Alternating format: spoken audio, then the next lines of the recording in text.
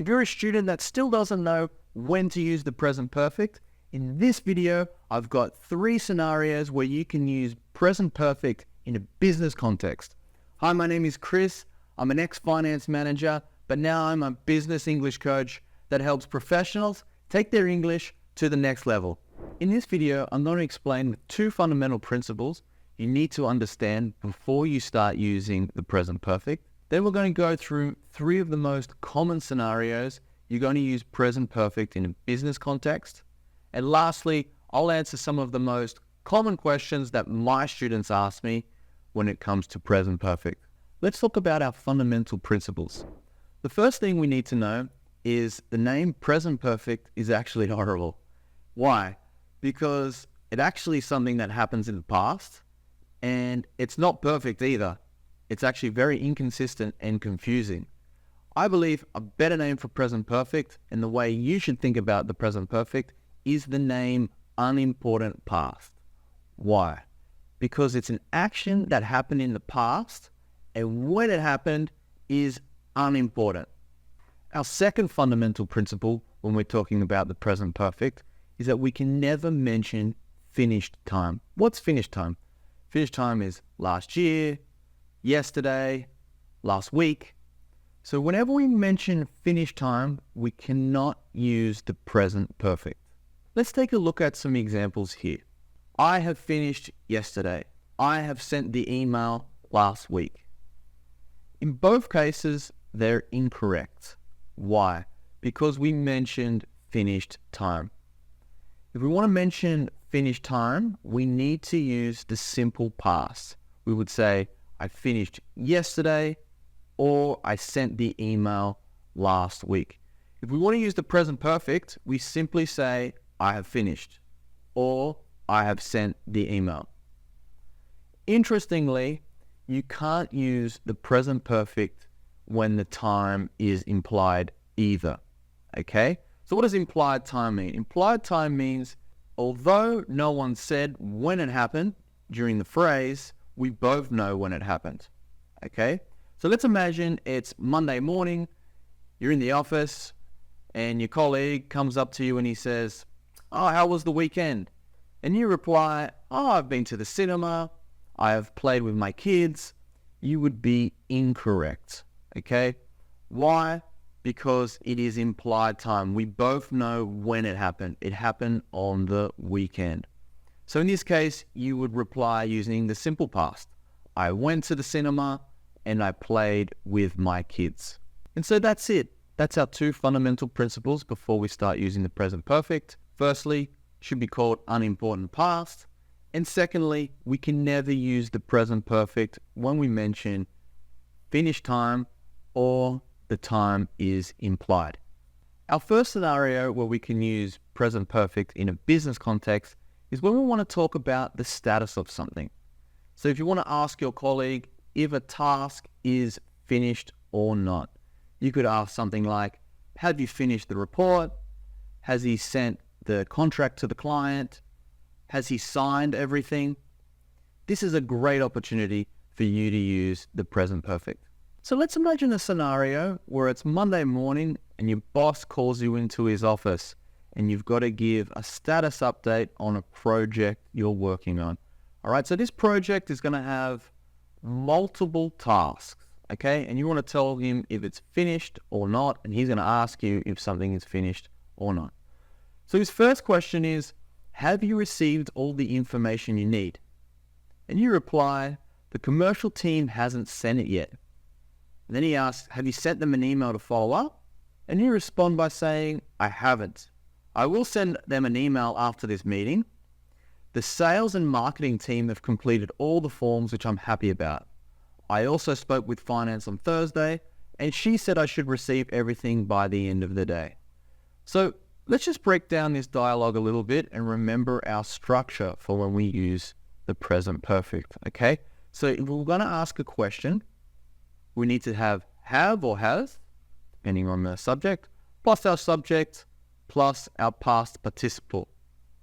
If it's a negative statement, we're going to start with our subject and we're going to use either haven't or hasn't plus the past participle.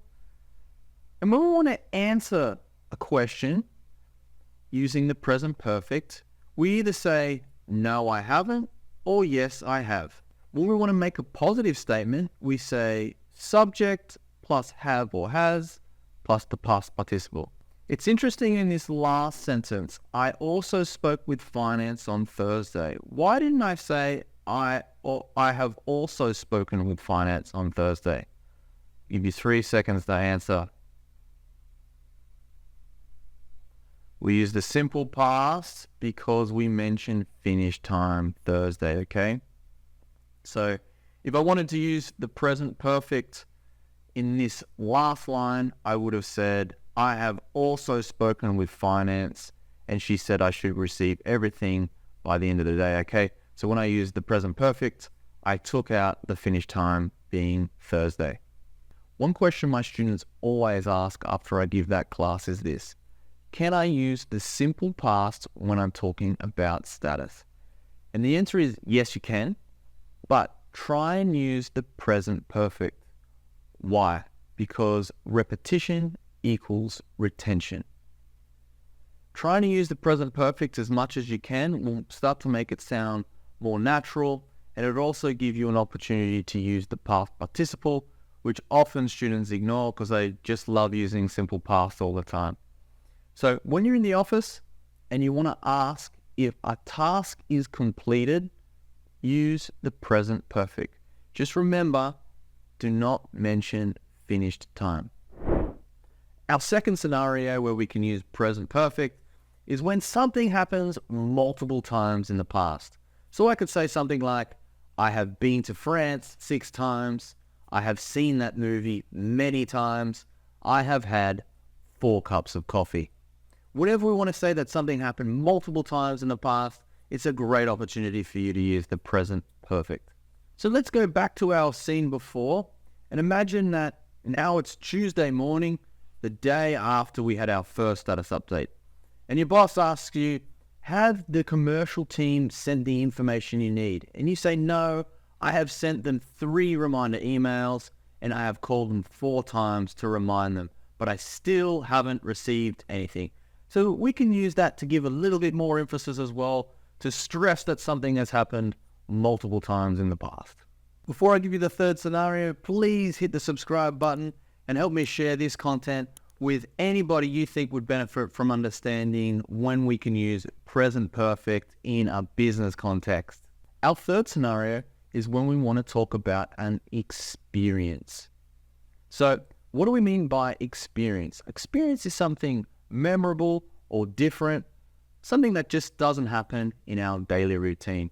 So I could say, I have been to India. I could ask someone, have you been to Paris? I could say, have you tried lobster before? We also use the present perfect when we want to talk about an experience that never happened as well. So I could say, I have never jumped out of an airplane. He has never been to the United States. One common question that I always get as well is been. What is this been? So been is the past participle of the to be verb, right? But when we use the present perfect, something interesting happens. We often use the word been to represent the word go, and we don't use gone, okay? So when you ask someone, have you been to Italy? You're not actually asking, were you there, using the to be verb. You're actually asking, did you go? All right, we're using the go.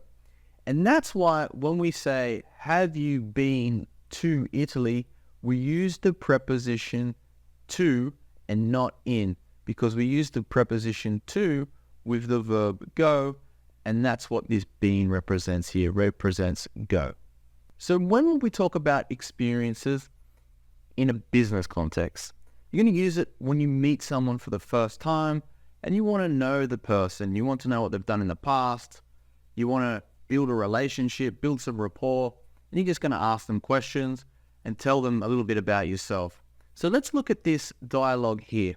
Imagine Ralph is from Germany and goes to his company's office in Brazil. Carlos, his Brazilian colleague, is trying to be nice to Ralph and start a conversation. Carlos says, "Hi Ralph, nice to meet you. Have you been to Brazil before?" Ralph says, "No, it's my first time." And then Carlos says, "I've never been to Germany."